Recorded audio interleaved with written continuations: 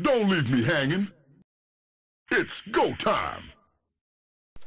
Hey everybody, this is Josh and welcome to another fantastic game of StarCraft 2. This one once again being played between OGSMC, our red Protoss up here in the top right corner of Crossfire SE, and his opponent is going to be MorroW, the Swedish player. This is game 2 in a best of 3 series. Like I said, MC currently leading it 1-0, and MC apparently really likes Sweden's water. In fact, he thinks it is so good. So good. MorroW with the little smiley face bracket. He doesn't need another colon because there's already a colon at the end of MorroW. Why would he need a second one? That's just inefficient. And MorroW is actually a Swedish player. This game is being played in Stockholm, Sweden, so MorroW sort of the hometown hero in this matchup against one of the world's best players, OGSMC, two-time GSL champion.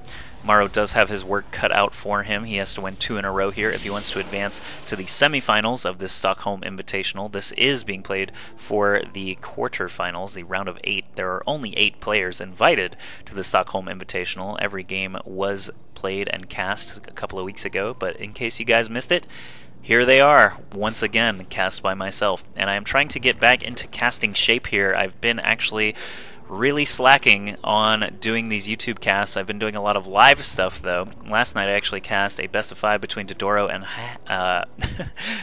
and Hash, but those games were so one-sided that I decided not even to upload them. I mean, if you guys say in the comments, yes, we want to see these one-sided games between Dodoro and Hash, then I'll upload them. It won't take that long, but these games are just so much higher quality. MC against MorroW. We've got other matchups like Show versus Huck, White Rod, Jinro, all kinds of great players in this tournament that we could be watching instead. So I think that's what I'll focus on right now. And actually, like I said, I'm trying to get into casting shape here. I want to eventually be part of these new leagues like the North American Star League and the IPL. And the only way I can do that is by continuing to cast at a high level, hoping that you guys will support me if I do need your help to try and get those jobs. But right now, all we've got here is a lovely replay with some awesome players. And the first game on Metalopolis really wasn't too much to write home about. MorroW got good upgrades. He had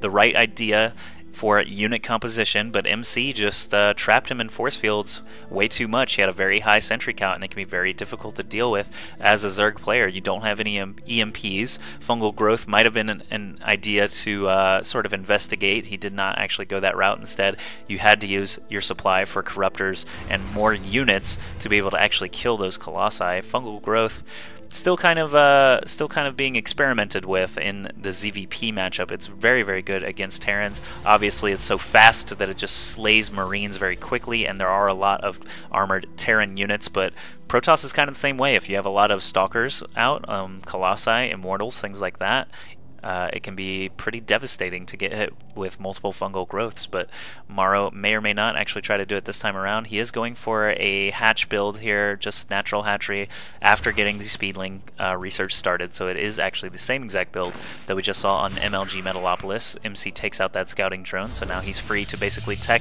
whatever direction he wants to go. He's got 2 gateways being dropped once again. Could go for that expansion, 3-gate expand into 6-gate, or could switch it up a little bit. Last game we did see him build a single Stargate, single Void Ray, and a couple of Phoenixes, and they ended up being very valuable throughout the game. They stopped a hatchery from coming up, they lifted a bunch of Hydralisks during some key battles, things like that, so those air units were quite useful for MC, but it looks like this time he's going for a Twilight Council, and I do have to say that that is a great decision because Crossfire is just a map with a ton of ledges everywhere. Check this out, even right here, there's several places where Blink would give him a huge advantage, just ramps and ledges and cliffs between spaces and things like that. Blink can be very useful here. Also, blinking from the natural into the main and back to sort of harass 2 sides at once can be quite difficult to deal with for a Zerg player, unless MorroW spreads his creep very well, which he usually does. MorroW is actually one of the best creep spreaders if you haven't seen a lot of his games, but MC actually going to score an Overlord kill here, so that is going to set MorroW back quite a bit here. He's already at 40 over 36, going to need to make some more Overlords. One is on the way already. A couple of Spine Crawlers coming down for MorroW. I'm not sure what he saw inside of MC's base. He did see 2 of those 3 gateways. He can kind of infer the rest. He did not see, however, the Twilight Council back here with chrono boosted blink coming out. He also cannot get the Zergling in past this big fat stalker, which is kind of funny to watch, but here we go. MC already moving across the middle of the map, probably going to be sending a probe along here soon as well, and there it is with the second wave of warp-ins. 4 roaches coming out for MorroW, going to be the exact same build we saw in Metalopolis, Roach Warren and all. Lair probably going to be the next thing we see out of MorroW. Or just a ton of roaches, and possibly another expansion, but a lair would not surprise me at all. Now that this probe has arrived, he needs to just get up to 100 minerals, do another round of warp-ins. MC strikes while the iron is hot. The Spinecrawlers were still burrowing. Guardian Shield going to help against all these roaches, Spinecrawlers, and Queen. Queen goes down. Very, very nice for MC. Didn't even really need too many force fields, only a couple there, blocking those 2 roaches for a majority of that fight. Blink is finished now, and MC is going to have nothing but stalkers. That's really all he needs here in this situation. We got 18 speedlings and 2 roaches coming, so MorroW isn't dead per se, but it is going to be quite tough to deal with MC's Blink Micro, and he's not playing from South Korea for this one, folks. He is actually right there in the room with Mao's MorroW, so the latency should not be too much of an issue. Here we go, MC starting that Blink Micro that we talked about. One benefit that MorroW actually has here with this large number of speedlings is that stalkers shoot a lot slower than these roaches and these lings actually attack, so they cannot focus down everything. It's just a pure sort of numbers game. Stalkers do kill lings quite quickly, but there's so many of them that they can't deal with it.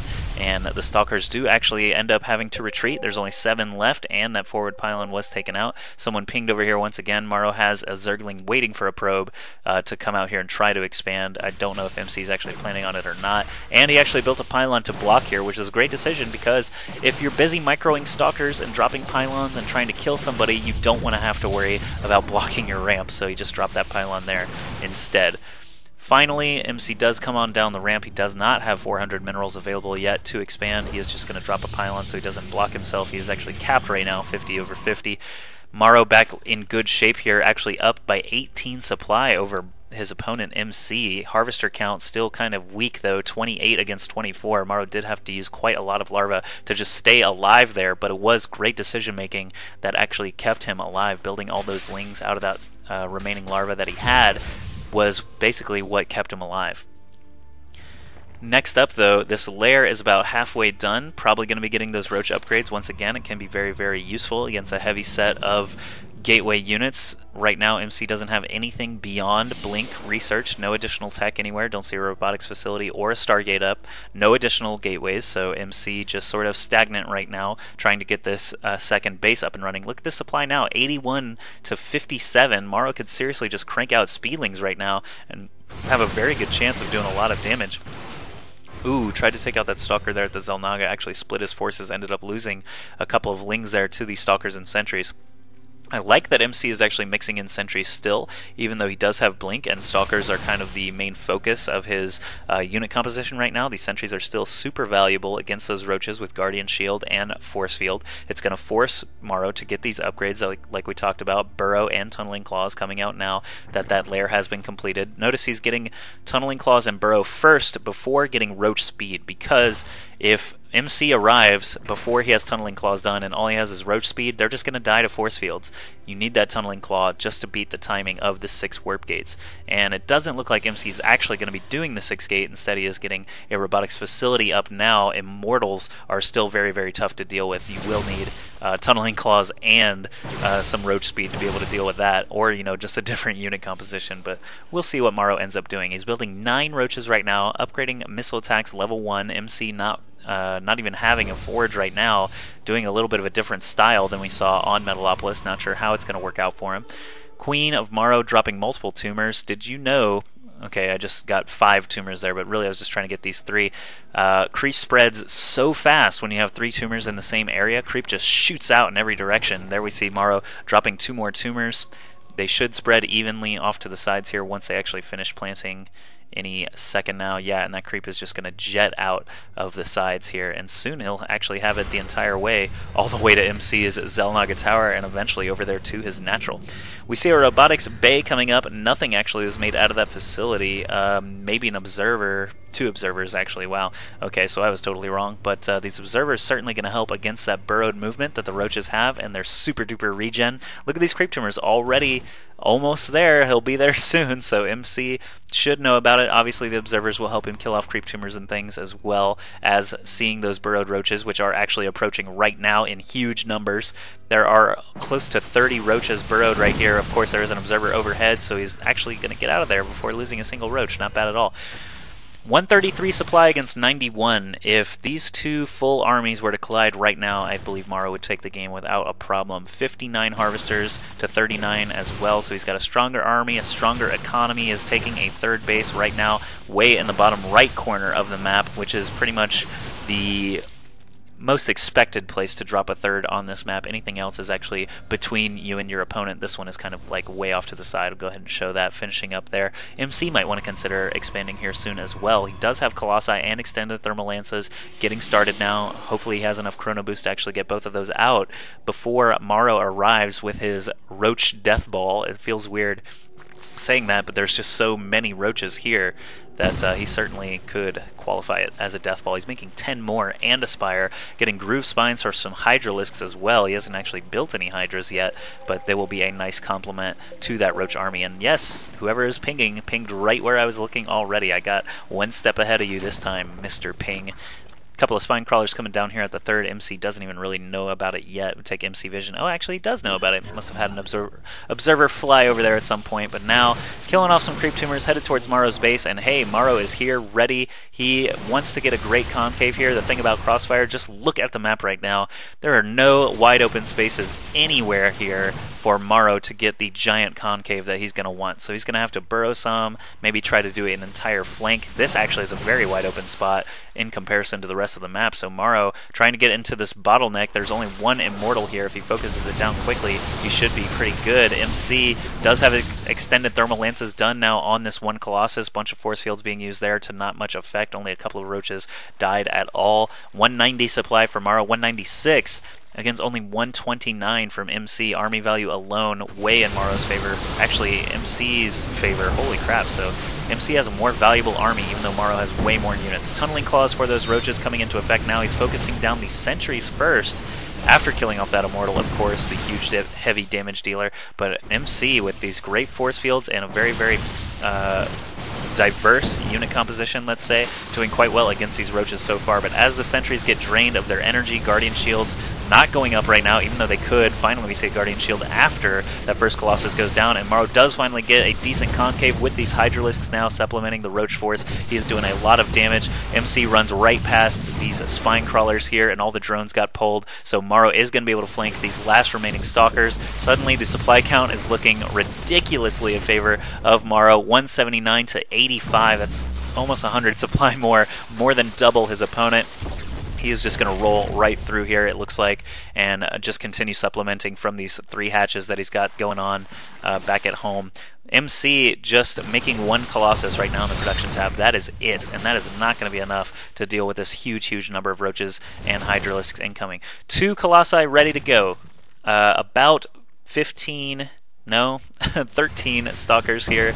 One at the Zelnaga Tower. He's going to be killed off here just in a second. And suddenly, oh wow, he actually saved it. Excellent blink there, Mr. MC. But he is going to be struggling here in a moment. He did lose an Overlord, a sacrificial Overlord, but MorroW already basically maxed right now, so it doesn't even matter. Basically, he just wants to get everything. He's pulling all his Overlords now to try and soak some shots from these Stalkers. If MC doesn't micro them, he might actually take some unnecessary shots at those Overlords, while MorroW just rips him to shreds with these 1-0 ranged units. MC still sitting at 0-0. He's going to try and utilize some blink micro here, but I don't think it's going to be enough. Corruptor's coming in now as well to try and do some damage to these Colossi in the back. Like I said, Crossfire can be a tough map to try and use these huge concaves with your ranged units, but Corruptors certainly would help in that regard. Unfortunately, MC did kill all the Corruptors. MorroW still basically maxed, and now moves in with 3 more Corruptors, going to focus down this hurt Colossus already. MC GG's before even losing the bulk of his army there, so MorroW with some very, very good macro, good defensive play in the early game, able to stave off defeat and take this to a Game 3. Very well done by MorroW. Now let's go to the last game in this series and see what happens next.